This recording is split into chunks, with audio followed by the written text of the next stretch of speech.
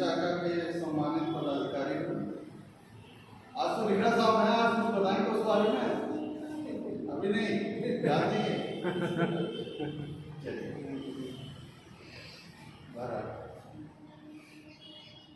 अन्य साथियों,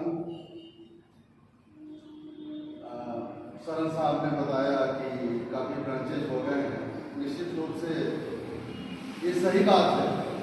2020 में जब मैंने ज्वाइन किया था इस एसोसिएशन को, उस समय गोरखपुर में 3 शाखाएं चल रही थी। रेल विहार फेज 1, विष्णु मंदिर शाखा, जाफरा बाजार शाखा।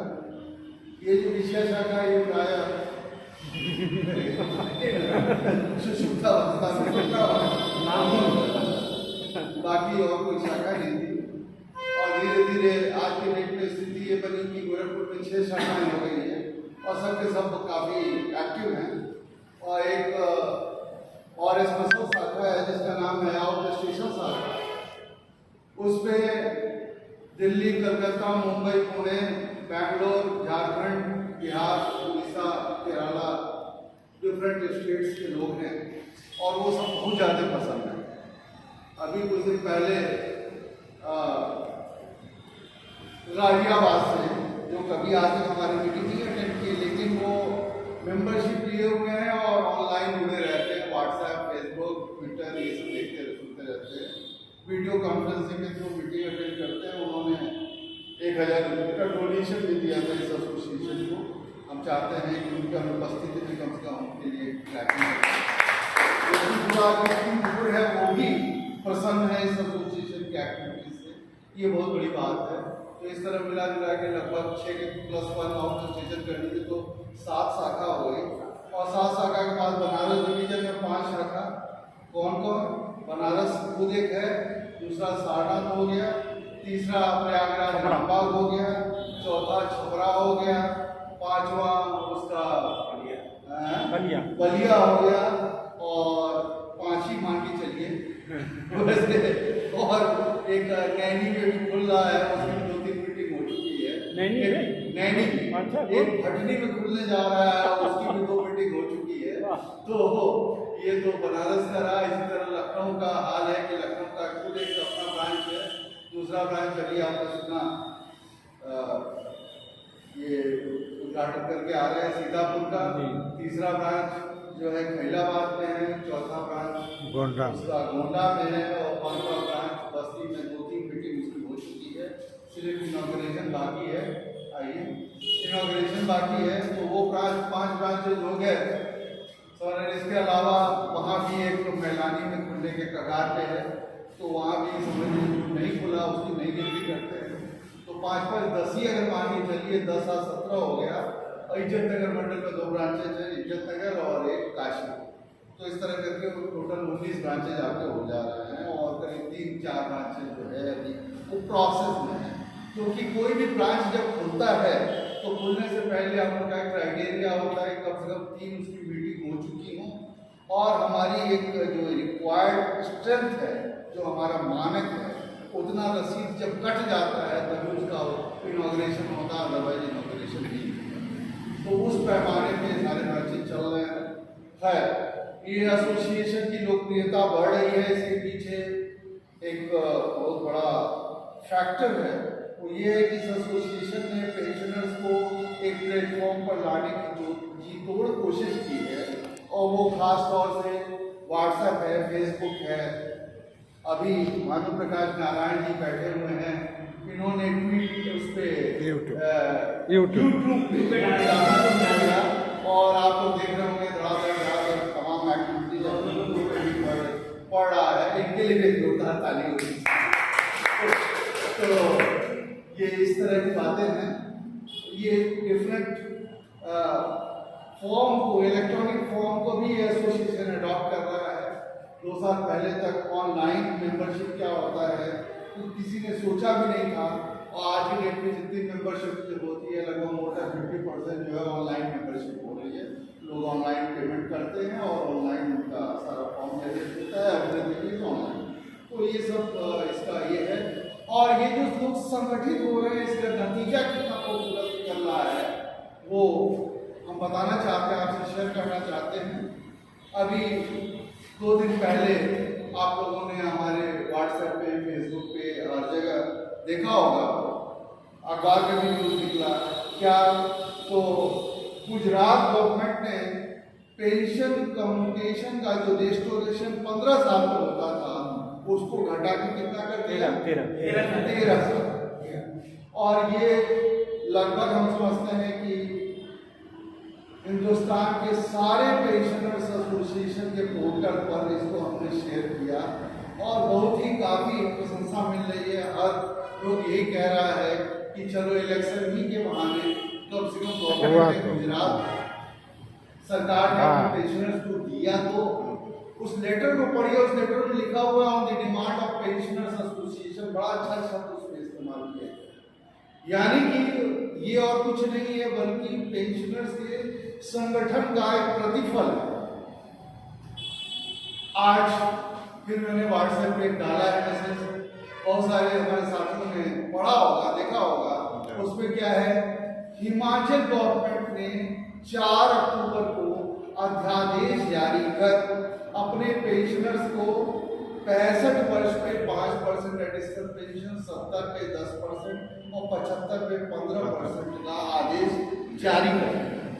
इसके लिए भी जोरदार ताली होनी चाहिए। तो ये हम लोगों का डिमांड था और डिमांड सबसे पहले रेज करने वाले हम रेलवे वाले थे। हम लोगों के का एसोसिएशन रहा, धीरे धीरे ये पूरे हिंदुस्तान में इसका फैलाव हुआ और जब फैलाव हुआ तो सबसे पहले आंध्र प्रदेश की जो गवर्नमेंट था उसने अपने पेंशनर्स के लिए इसको लागू किया। दूसरे नंबर पर तेलंगाना गवर्नमेंट ने लागू किया। तीसरे नंबर पे ये अभी ये हिमाचल गवर्नमेंट का आ गया अध्यादेश। बाकी सुनने में आया है उधर तमिलनाडु वगैरह में भी लागू हुआ है, लेकिन जिसका अध्यादेश हमारे पास नहीं रहता है उसका मैं चर्चा नहीं करता हूँ। लेकिन ये तीनों अध्यादेश हमारे पास अवेलेबल है, इसलिए मैंने फेसबुक को भी डाला था। तो साहब सही कहना गलत कह रहा हूँ? सही है ना? तीनों अध्यादेश लागू हो गया। आप बताइए, जब हिंदुस्तान में बड़े बड़े राज्य इस तरह के अध्यादेश लागू कर रहे हैं तो भारत सरकार या केंद्र सरकार हम पेंशनर्स की इस डिमांड को, जिसको हमने मूल रूप में उठाया है और जिस पर 30 सांसदों का रिकमेंडेशन है, वो भी पार्लियामेंट्री कमेटी का रिकमेंडेशन है जिसको भारत सरकार ने बनाया है, इसको कब तक रोका जा सकता है? फाइनेंस मिनिस्ट्री इस पर बहुत काफ़ी कार्रवाई कर चुकी है, बहुत कुछ उसमें प्रोग्रेस हो चुका है। पार्लियामेंट में सवाल पूछा जा चुका है कि साहब ये बात सही है या गलत है, तो सरकार ने कहा है कि नहीं ये सही है, हम इस पर कार्रवाई कर रहे हैं। तो हम इस सकारात्मक सोच के साथ हैं कि आज नहीं तो कल और latest before Lok Sabha election, Lok Sabha के चुनाव के पहले हम पेंशनर्स जो 65 वर्ष से कम आयु के हैं वो 65 वर्ष पूरा करते करते 5% एडिशनल पेंशन पा जाएगा। जो 70 से कम के हैं वो डेफिनेटली वो 10% एडिशनल पेंशन पाएंगे। एडिशनल पेंशन का मतलब क्या होता है? जो आपका बेसिक पेंशन है उसका 10% कैलकुलेट कर लीजिए, जो अमाउंट आता है उसमें जो एज पर परमिसिबल जो डीआर है, महंगाई राहत है, वो भी उसमें दिया जाता है। और इस तरह देखा जाए तो हर आदमी के पॉकेट में 3 से 4,000 5,000 रुपये जो है एडिशनल आ जाने वाले हैं। ये बड़ी खुशी की बात है, अच्छी बात है। और ऐसा लग रहा है कि हम लोगों के पेंशनर्स एसोसिएशन का डिमांड जो है वो परवान चढ़ रहा है और ये सफलता की पायदान पे शनैः शनैः आगे बढ़ता जा रहा है। आने वाले वक्त में केवल ये एडिशनल पेंशन या पेंशन कम्यूटेशन का रिस्टोरेशन 15 से घटा के 13 यही नहीं होने वाला है, बल्कि फिक्स मेंटेन अलाउंस जो 1,000 मिल रहा है इसको भी 3 टाइम्स 3,000 करने का गवर्नमेंट का इरादा है। फाइनेंस मिनिस्ट्री इस पर भी काम किया है। नॉट ओनली दिस, 30 जून को जो लोग रिटायर हुए हैं उनको भी एक additional increment additional morsel increment दे के उनका पेंशन फिक्सेशन की बात चल रही है, उस पर भी कार्रवाई हो रहा है। रिम्बर्समेंट के केसेस में आज की डेट में क्या होता है, जब भी कोई एप्लीकेशन जाता है तो 70% या 75%, मैक्सिमम 80% का रिम्बर्समेंट ही होता है। हम लोग की डिमांड है कि 100% रिम्बर्समेंट होना चाहिए और कमेटी ने भी इस पर अपना रिकमेंडेशन दिया है और कहा है कि इस पर सिंपैथेटिकली विचार होना चाहिए। तो हम उम्मीद करते हैं कि वो भी चीज़ होगा। और सबसे बड़ी चीज़, जो सबसे महत्वपूर्ण चीज़ है, वो ये है कि हम लोग का एक स्पेशल डिमांड है कि जैसे पूरे देश में विभिन्न शासन तंत्र के लिए लोकपाल नियुक्त किए जाते हैं, जैसे बैंकिंग लोकपाल होता है, राज्य सरकार में स्टेट गवर्नमेंट का लोकपाल होता है, मनरेगा के लिए अलग लोकपाल है, हर जगह अलग अलग लोकपाल की व्यवस्था है। उसी तरह हम पेंशनर्स की डिमांड्स अगर पूरी नहीं होती है, सुनी नहीं जाती है, तो हम पेंशनर्स के लिए अलग से पेंशनर्स लोकपाल को नियुक्त किया जाए, जो सिर्फ और सिर्फ हमारी परेशानियों को सुने। और कमेटी ने इस पर भी रिकमेंडेशन दिया है और हमको उम्मीद है कि आने वाले वक्त में इस पर भी इम्प्लीमेंटेशन हो जाएगा। साथियों, कुछ देर में अभी आपके हाथ में इस महीने का बुलेटिन आ जाएगा और उस बुलेटिन में बहुत सारी जो हमारी समस्याएं थी, स्पेशली मेडिकल डिपार्टमेंट से रिलेटेड, उन समस्याओं पर आरटीआई से जो सवाल पूछा गया और उसका जो प्रशासन ने जवाब दिया, वो हूबहू उस पर लिख दिया गया। उसको आप देखिएगा तो वो करंट इंफॉर्मेशन है। उसमें अगर प्राइवेट इंडिपेंडेंट हॉस्पिटल की लिस्ट है तो वो भी ज़्यादा नहीं, 3 महीने पहले की डेट का है। और उसमें रेलवे ने, यहाँ के पीसीएमडी ने डिफरेंट डिवीजन्स के सीएमएस को पत्र लिखा है कि private independent hospital emergency cases में यूएमआईडी देख के पेशेंट्स का इलाज नहीं करते हैं, भर्ती नहीं करते हैं, रेफरल लेटर का डिमांड करते हैं, कैश का डिमांड करते हैं। तो ऐसा नहीं होना चाहिए, आप लोग इंश्योर कीजिए। इन्होंने जो पत्र लिखा है सीएमएस को, वो भी उसमें छपा हुआ है। और इतना नहीं, बहुत सारी चीजें हैं। बैंक आज तक परेशान करता है, जब जाइए पेंशन स्लिप लेने के लिए तो बैंक नहीं देता है। उसके लिए पेंशन मंत्रालय का पत्र है। इनकम टैक्स जमा करने के लिए फॉर्म 16 बैंक नहीं देता है, उसके लिए अथॉरिटी लेटर है। इस तरह के बहुत सारे उसमें इंफॉर्मेशन है। आप प्लीज इसको बंटवा लीजिए, उसको बंटवा दीजिए। बहुत सारे इंफॉर्मेशन है, आप उसको पढ़िए और आप पाइएगा कि उसमें बहुत ही महत्वपूर्ण आपके लाभ के लिए, आपके फायदे की चीजें होती हैं। साथियों, एक और इंटरेस्टिंग चीज आपको मैं बताना चाहूँगा। मैं हाल फिलहाल काशीपुर गया था, इज्जत नगर में। इज्जत नगर डिवीजन का काशीपुर जो स्टेशन है, बड़ा रिमोट एरिया में है, छोटे से जगह में है, बहुत कटा हुआ है। आने जाने की जो ट्रेन की जो सर्विस है वो भी बहुत लिमिटेड है, बहुत कम है, इक्का दुक्का गाड़ियाँ चलती हैं। वहाँ पर मैं गया था ब्रांच का उद्घाटन करने के लिए, और वहाँ पर जहाँ पर हमारी मीटिंग थी, सटे हुए रेलवे का हेल्थ यूनिट था। मैंने पूछा लोगों से कि ये जो हेल्थ यूनिट है ये क्या रोज खुलता है? तो उन्होंने बताया नहीं साहब, हफ्ते में 3 से 4 दिन ये हेल्थ यूनिट खुलता है और डॉक्टर साहब आते हैं, और कभी कभी उसमें भी कोताही हो जाती है, उसमें भी कमी हो जाती है। तो मैंने उनसे पूछा कि ये बताइए कि आपको अगर इमरजेंसी में कोई ट्रीटमेंट कराना हो तो आप कैसे कराएंगे? उन्होंने कहा साहब हम लोग के पास कोई रास्ता नहीं है, कोई साधन नहीं है, कोई तरीका नहीं है, आप बताइए हम लोग को क्या करना है, कैसे करना है। मैंने बताया कि मैं बेसिकली आज आप लोगों के बीच इसी चीज़ को बताने के लिए, इसी इंफॉर्मेशन को शेयर करने के लिए हूँ। साथियों, ये जो काशीपुर छोटा सा रिमोट एरिया जो है, इस काशीपुर में प्राइवेट इंडिपेंडेंट हॉस्पिटल 1-2 नहीं है बल्कि 5। आप लोगों को पता है लोगों ने बताया नहीं पता है, तो फिर मैंने उनको जो आरटीआई से इंफॉर्मेशन लिया था वो 5 हॉस्पिटल का नाम बताया कि ये प्राइवेट हॉस्पिटल हैं। उन लोगों ने कहा साहब ये बताइए कि इन हॉस्पिटल्स में अगर बच्चे को दिखाना हो, कोई तबीयत खराब हो, इमरजेंसी की कोई बात ना हो, वैसे नॉर्मल ही बात हो, अगर दिखाना हो तो क्या हम लोग दिखा सकते हैं? तो क्या हम लोग दिखा सकते हैं?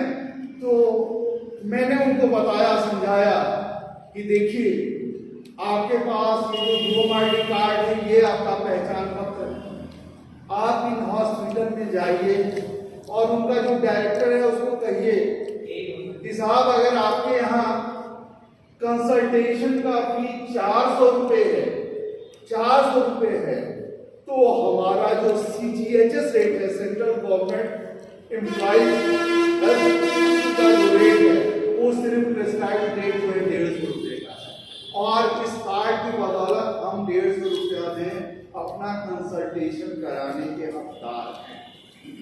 मैंने कहा आप जाकर उसे कहिए और निश्चित रूप से वो मानेंगे आपकी बात। और फिर मैंने कहा कि मुझे ये भी पूछिए कि अगर इमरजेंसी में मैं हार्ट अटैक हो, एक्सीडेंट हो, ब्लीडिंग हो, एक्यूट एब्डोमेन पेन हो, मैं आऊँ तो क्या आप ट्रीटमेंट करेंगे? तो इन लोगों ने ये भी सवाल पूछा और फिर थोड़ा सा नाम के बाद जब इन लोगों ने सारे लेटर्स को दिखाए, जिस लेटर्स को मैंने उनको सप्लाई किया था, तो वो सारे के सारे 5 हॉस्पिटल रेडी हो गए कि नहीं निश्चित रूप से इमरजेंसी में अगर यूएमआईडी कार्ड लेके कोई भी पेशेंट आएगा तो हम उसको भर्ती करेंगे और तुरंत उसका ट्रीटमेंट स्टार्ट। साथ ही उन्होंने ये भी वादा किया 5 हॉस्पिटल ने कि नॉर्मल कंसल्टेशन की 500 रुपया इस यूएमआईडी कार्ड वालों से नहीं चार्ज करेंगे, बल्कि केवल 150 रुपया ही वो करेंगे, और CGHS का जो प्रेस्क्राइब रेट है उस पर जो भी फैसिलिटी है वो सारी फैसिलिटी हम देंगे। साथियों, जो इंफॉर्मेशन शेयर करना था वो तो मैं शेयर करके काशीपुर से आ गया गोरखपुर, लेकिन मैंने कहा कि इसको आपने चेक किया? तो उन्होंने, उन लोगों ने अपने बच्चों को भेजा उस हॉस्पिटल में, और बच्चों ने जब काउंटर में दिखाया अपना यूएमआईडी कार्ड तो केवल 150 रुपये का उनका पर्ची कटा और जाके डॉक्टर से उन्होंने कंसल्टेशन।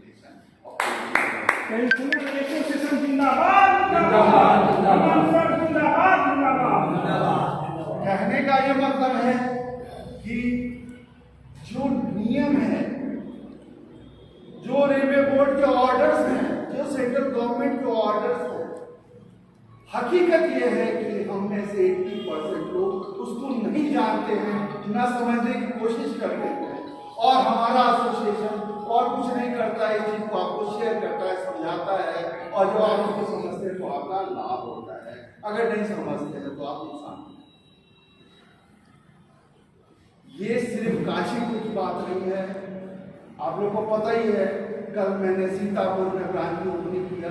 सीतापुर क्या है, लखनऊ से रूट है, अलग डिफरेंट रूट है, उस रूट पर गया और वहां पर भी यही हाल मैंने देखा। वहां भी मेडिकल का जो रेलवे का वालों है कुछ नहीं, नथिंग। लोग इतने परेशान हैं कि कुछ कहने नहीं। और वहां पर जब लोगों को मैंने ये सारी चीजों को बताया तो उन लोगों ने कहा सर हम लोग के लिए भी कोई व्यवस्था कीजिए। मैंने कहा ये बताइए कि अगर रेलवे हॉस्पिटल नहीं है तो क्या आप मेडिकल अलाउंस पाते हैं 1000 रुपया? कहने साहब ये क्या हो, रेलवे हॉस्पिटल भी नहीं है। और मैंने कहा फिर मेडिकल अलाउंस आते, कहते हैं ये क्या हो। मैंने माथा ठोक लिया, फिर उनको समझाया सारी बातें, और तब उनके समझ में आया। उन्होंने कहा कि साहब क्या आपसे ये मिल सकता है? हमने कहा डेफिनेटली मिल सकता है, क्यों नहीं मिल सकता।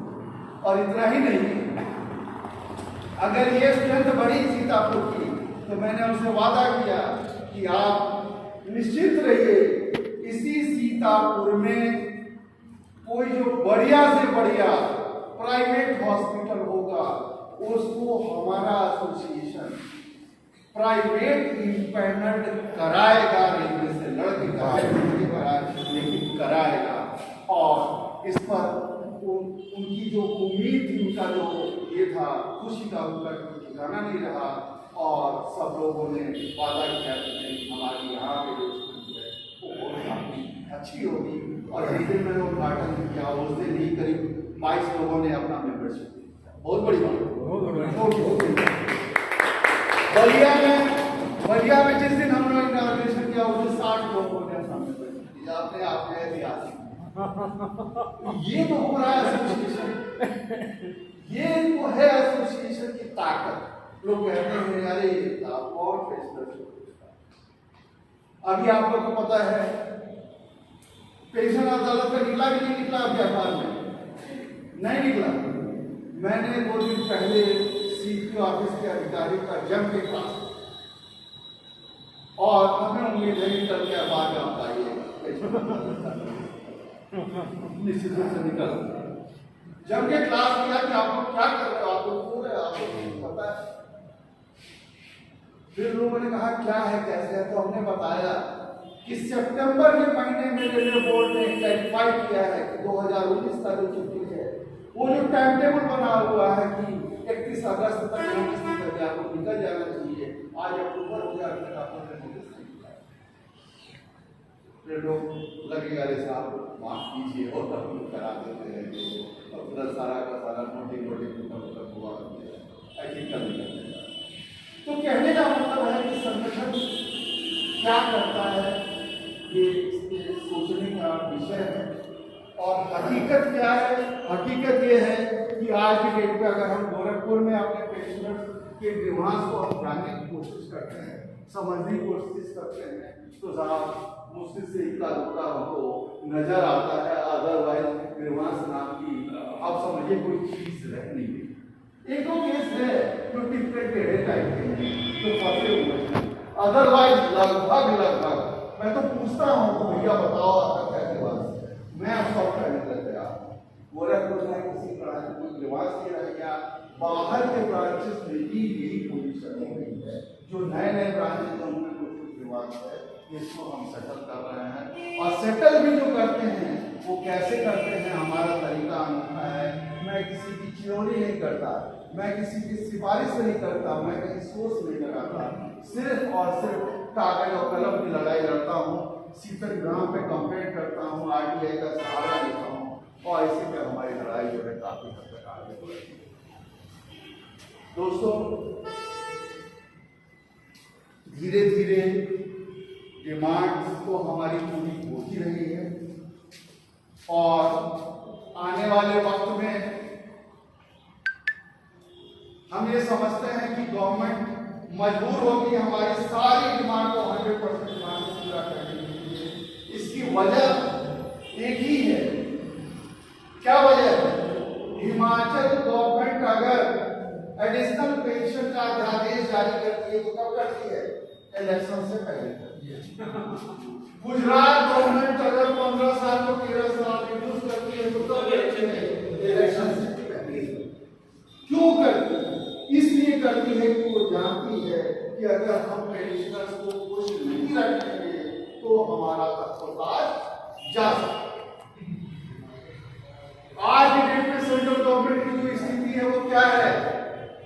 जो एम्प्लॉइज की स्ट्रेंथ है उससे 10 to 15% पेंशनर्स जो है एम्प्लॉइज से अधिक है। सही बात है, पेंशनर्स एम्प्लॉइज से अधिक है, पहली चीज। और दूसरी चीज, एक यंग जो एम्प्लॉय है उसके साथ कौन होता है? उसके साथ उसकी बीवी होती है और छोटे नशे मुंडे क्या होते हैं। सही कह रहा हूं या गलत कह रहा हूं? लेकिन हम पेंशनर्स के साथ क्या है? हमारी मिसेस है, साथ में हमारे 2-3 बाल बच्चे हैं, बेटे हैं, बेटियां हैं और उनका पूरा परिवार है। यानी कि बतौर ग्रैंडफादर हमारे पास वोट पावर सिर्फ पत्नी और 2 किड का नहीं है, बल्कि हमारे पास वोटिंग पावर एटलीस्ट कम से कम मिनिमम 10 लोग। गलत कह रहा हूँ? और अगर हमारी स्ट्रेंथ में आपने को मल्टीप्लाई कीजिए तो इट गोज टू बिलियंस, करोड़ों में जाता है। यानी कि हमारे पास करोड़ों लोगों की वोटिंग पावर है। जरूरत है तो सिर्फ इस अपने वोटिंग पावर को समझने, अगर हम इस चीज को समझेंगे, इसका एहसास करेंगे, अपनी ताकत को समझेंगे और अपनी आवाज बुलंद करेंगे, तो बड़ी सी बड़ी सरकार मिल जाएगी और हमारी बातों को मानेंगे। सही कहना है, गलत कह रहा हूं? एक बार थोड़ा जोर से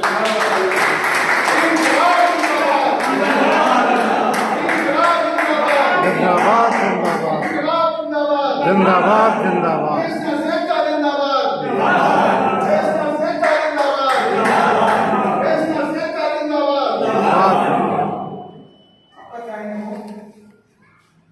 धन्यवाद। और बात बाकी आप लोग के हाथ में बुलेटिन है। अब